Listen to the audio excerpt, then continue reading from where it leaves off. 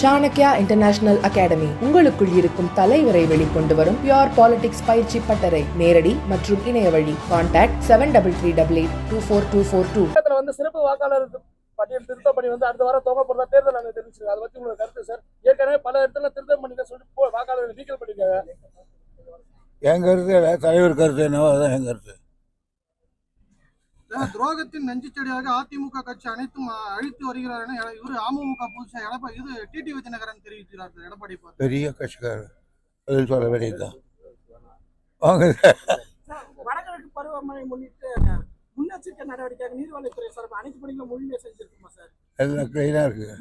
எல்லா பெரியார் டேமில் இருந்து சாதாரண இது வழி எல்லா நடவடிக்கை எடுத்துருக்கோம்.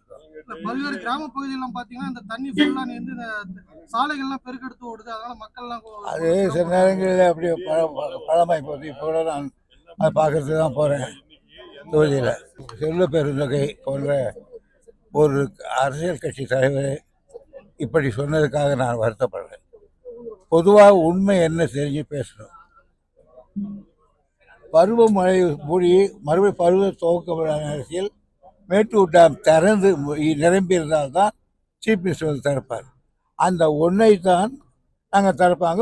லோக்கல் திறப்பாங்க. இது மாதிரி சின்ன சின்ன இதெல்லாம் ஆற்று குறுக்கு மேலே கட்டியிருந்தா பண்ண மாட்டாங்க. அதுக்காக அவர் வந்து அவ்வளோ பெரிய உதவி செய்கிறார்.